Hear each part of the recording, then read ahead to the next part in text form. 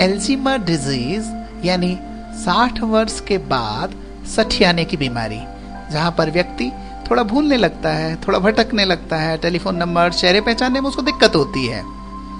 Brain के साथ एक थ्योरी लागू होती है जिसको कहते हैं आइदर यू यूज इट और lose it, once a cell is lost is lost for ever.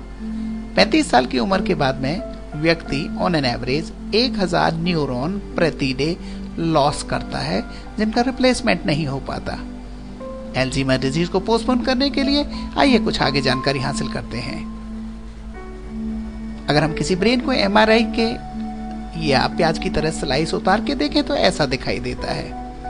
Healthy brain is made up of millions of interconnecting neurons. ये न्यूरॉन्स एक दूसरे से जुड़े हुए होते हैं। लगभग 30 बिलियन न्यूरॉन होते हैं पूरे ब्रेन में। लगभग 150 बिलियन ग्लाइल सेल्स होती हैं पूरे ब्रेन में। यानी अगर 35 के बाद 1000 न्यूरॉन रोज नुकसान होने भी लगे तो 100 साल की उम्र तक केवल 7 या 8% ब्रेन का नुकसान होगा। सो डोंट वरी, 93% का बैकअप तो मृत्यु के समय तक भी रहता है।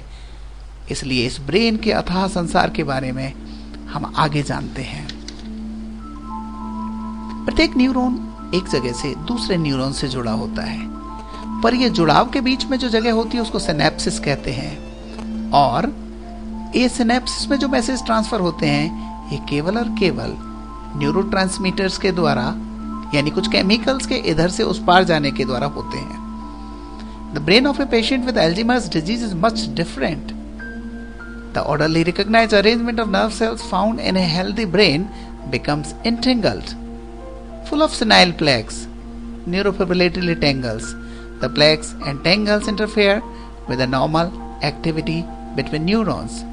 यानी उम्र के साथ जो खून के थक्के जमते जाते हैं, जो न्यूरॉन्स कुछ डिजेनरेट हो जाते हैं, कुछ न्यूरॉन्स की परत उतर जाती है, बस एक टूटे फूटे जंग लगे मकान जैसा हो जाता है ब्रेन, और उससे होता है एल्जीमर्स।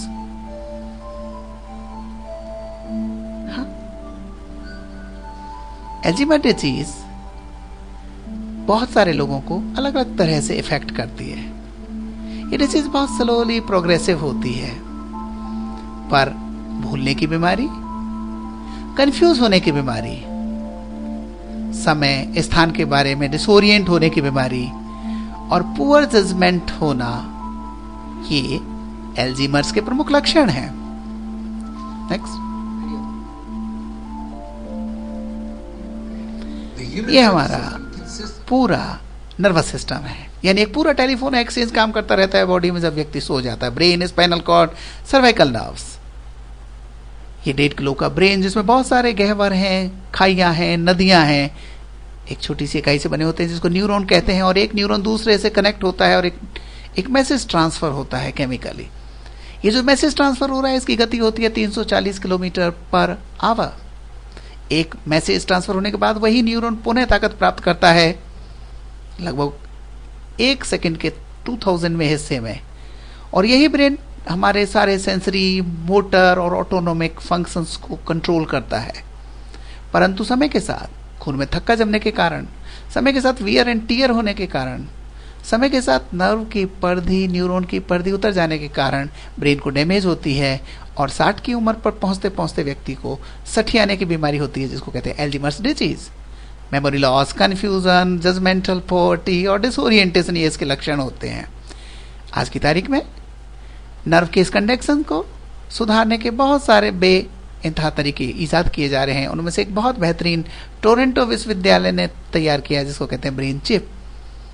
यानी ये जो सप्लाई है नर्व्स की या न्यूरॉन की, इसको हम रखें हेल्दी, न्यूरॉन की एक्सरसाइज करते रहें जिसको कहते हैं न्यूरोबेक्स, सिर को बचाएं चोटों से, और अल्कोहल, स्मोकिंग और प्लेक बनाने के लिए जो दूसरे कॉज होते हैं उनसे करें बचाव। प्रभु का करें ध्यान, रोज 15 और 20 मिनट का ध्यान एक दवा के माफिक है।